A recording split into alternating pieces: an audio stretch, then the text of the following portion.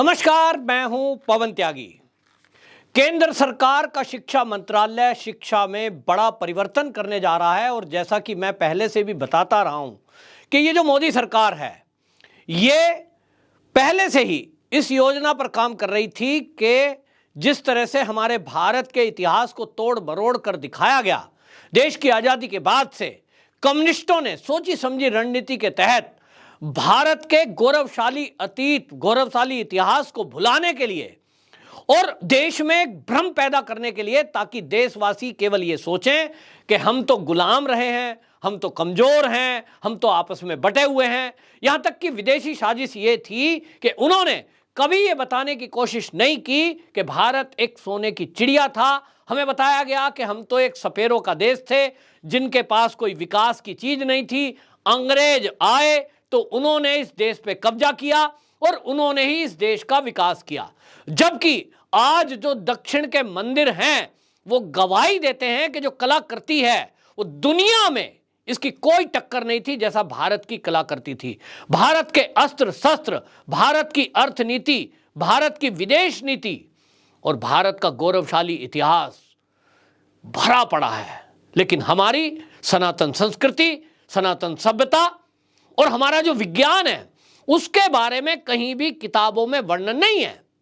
ज्यादातर किताबों में या तो यह बताया गया इतिहास की कि यहां मुगल आए थे और मुगलों ने ही आकर के यहां बिल्डिंगें बनाई थी, मुगलों ने ही आकर के यहां सड़कें बनाई थी, मुगलों ने आकर यहां उद्योग स्थापित किया था। और अब इन सब चीजों को मोदी सरकार बदलने में लगी है। भारत के जो केंद्र सरकार के शिक्षा मंत्री हैं, अब उन्होंने इस बात की घोषणा कर दी है कि 2023-24 का जो सत्र शुरू होगा उसमें प्रारंभिक रूप से कुछ इतिहास की किताबों को बदला गया है। और उत्तर प्रदेश का यूपी बोर्ड, वहां योगी जी ने पहले ही घोषणा कर दी है कि हम मुगलों का इतिहास नहीं पढ़ाएंगे, क्योंकि मुगल इस देश में आक्रमणकारी के रूप में आए थे, एक लुटेरे के रूप में आए थे और कभी भी किसी भी दुनिया के देश ने जो उनके देश में आक्रमणकारी आए, लुटेरे आए, उनका महिमा मंडन नहीं किया है। लेकिन भारत का दुर्भाग्य है कि भारत के देश की आजादी के बाद से जो बच्चों को पढ़ाया गया, मैंने भी जो अपनी इतिहास की किताबों में पढ़ा है, अकबर महान, बाबर महान और तो और उनके नाम से, आक्रमणकारियों के नाम से अभी कुछ दिनों पहले तक, मोदी सरकार के पहले तक, दिल्ली की सड़कें और देश के कई शहरों के नाम भी मुगलों के नाम पर थे। उनको मिटाने और हटाने की कोई यदि बात करे तो कहते थे साहब ये देश तो सेकुलरिज्म यहां है, आप ऐसा कैसे कर सकते हैं।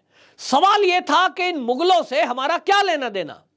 ये जो देश में जो लोग रहते हैं उनका कोई रिश्ता उनसे नहीं है, लेकिन तुष्टीकरण के कारण इस इतिहास से कोई छेड़छाड़ नहीं की गई। लेकिन अब मोदी सरकार ने पहल की है। तो आपको बता दूं कि 2023-24 में एनसीईआरटी यानी national council of education research and training, इसने अब यह घोषणा कर दी है कि वो मुगल साम्राज्य को, खास तौर पे 16वीं और शताब्दी, जो 16वीं 17वीं शताब्दी है, इसका इतिहास वो अपनी किताबों में नहीं पढ़ाएगा।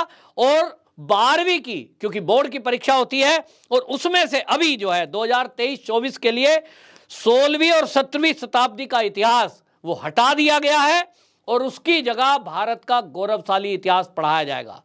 आप में से कौन नहीं जानता कि भारत के अंदर कितने ही वीर योद्धा हुए हैं। छत्रपति शिवाजी महाराज, राणा प्रताप, रानी लक्ष्मीबाई और कितने ही लाइन लगी पड़ी है। हमारे भारत के संत, हमारे भारत की संस्कृति, लेकिन उसको कभी भी पढ़ाया नहीं गया और यह एक साजिश थी और इस साजिश का जवाब अब मोदी सरकार देने में लगी है। आपको बता दें, एक किताब है जिसको हटाया गया है, themes of Indian history part 2। ये 12वीं की एनसीईआरटी की पुस्तक से हटा दिया गया है। 11वीं की पुस्तक में इस्लाम का उदय और संस्कृतियों में टकराव, औद्योगिक क्रांति, क्योंकि इसमें यह बताया गया था कि जब मुगल आए थे जहां उन्होंने बड़ी औद्योगिक क्रांति की थी, जो कि एक झूठ है। हमारे देश को वो लूटने आए थे, मंदिरों को ध्वस्त करना, मंदिरों को लूटना, महिलाओं की इज्जत से खिलवाड़ करना और कत्लेआम, केवल यही इतिहास है। और इसीलिए हमारे यहां जो ये चीजें करी गई उसको अब बदला जा रहा है और इसी में नागरिक शास्त्र की जो किताब है उससे अमेरिका का वर्चस्व और स्वतंत्र भारत में कांग्रेस को महिमा मंडन करने वाली कुछ किताबें थी।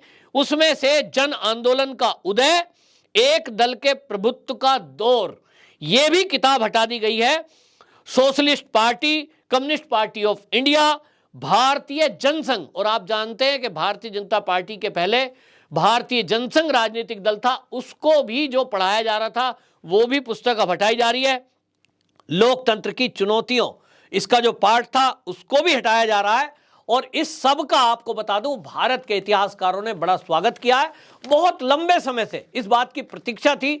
मेरे एक मित्र हैं दिल्ली यूनिवर्सिटी में, वो प्रोफेसर हैं इतिहास के, और वो हमेशा जब बैठा करते थे तो बताया करते थे कि देखिए हमारे भारत का जो गौरवशाली इतिहास है उसको अंग्रेजों ने जिस तरह से हमारे सामने ये षड्यंत्र किया कि किताबों को बदला गया, और जब अंग्रेज गए तो उसके बाद शिक्षा नीति को सुधारने का कोई प्रयास नहीं किया, और हमारा जो गौरवशाली इतिहास था वो एक षड्यंत्र के तहत हमको नहीं पढ़ाया गया। क्योंकि अगर हमारे बच्चों को हमारा गौरवशाली इतिहास बताया जाता कि हमारा एक 8 साल का भरत था जिसने शेर के दांत गिने थे, हमारे भारत का इतिहास बताया जाता तो छत्रपति शिवाजी महाराज का इतिहास बताया जाता जिन्होंने हिंदू साम्राज्य की स्थापना की थी। और हमारे देश के इतिहास को इसलिए भी छुपाया गया कि हमारा देश, जो आप देखिए कि अखंड भारत, अगर आप उस नक्शे को देखेंगे कहां कहां तक हमारी सीमाएं फैली हुई थी। हमारे देश का मलमल पूरी दुनिया में फेमस था। हमारे देश का चिकित्सा शास्त्र, सुश्रुत संहिता, चरक संहिता, उसकी चर्चा आज अगर आप देखें विदेशी उसकी नकल कर रहे हैं। आज भी इतिहास में चिकित्सा पद्धति में आप देखिए कि अस्थमा, ब्रोंकाइटिस बोलते हैं, उसकी कोई दवा मेडिकल साइंस में नहीं बनी है। लेकिन हमारे जो चरक संहिता थी उसमें उस अस्थमा के रोग की दवाई भी लिखी थी, कैंसर की दवाई लिखी थी, लेकिन हम लोगों ने कभी उस पर अध्ययन नहीं किया। और इसके कारण हम अपने पुरातन इतिहास से, गौरवशाली इतिहास से दूर होते चले गए। हमने अपनी जो मूल भाषा है संस्कृत, उसको भी ज्ञान सीखने का प्रयास नहीं किया, और हमसे वो संस्कृत को दूर कर दिया गया। हमें अंग्रेजी थोप दी गई। अंग्रेजी में पढ़ना अंग्रेजों के समय से ऐसा हो गया कि जो अंग्रेजी पढ़ेगा, अंग्रेजी बोल लेगा, उसको अंग्रेज सरकार में नौकरी मिल जाएगी। और इस नौकरी के चक्कर में हम जो खुद के मालिक थे, हम नौकर बनने की तरफ चले, क्योंकि लग रहा था देश तो गुलाम ही रहना है, ये अंग्रेज ही रहने हैं, तो इनकी नौकरी कर लेते हैं। और उस चमक धमक में ये तय हुआ कि जो अंग्रेजी अच्छा बोलेगा उसको अच्छा वेतन अंग्रेज देंगे। और इसके कारण से हम अपनी मातृभाषा से दूर हो गए।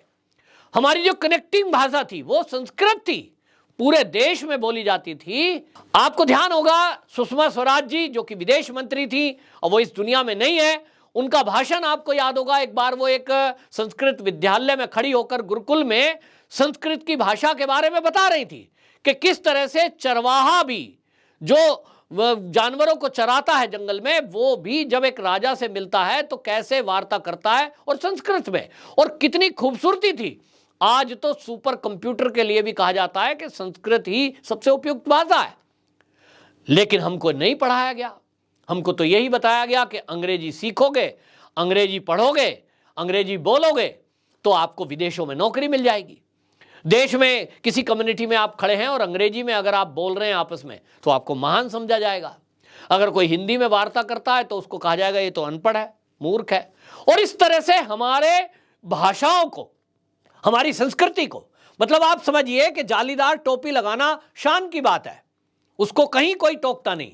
लेकिन कोई बालक यदि तिलक लगाकर और चोटी धारण करके हाथ में कलावा बांधकर यदि वो अपने कक्षा में जाता है, विद्यालय में जाता है या किसी पार्टी में जाता है तो उसको मजाक बनाया जाता है, अरे क्या।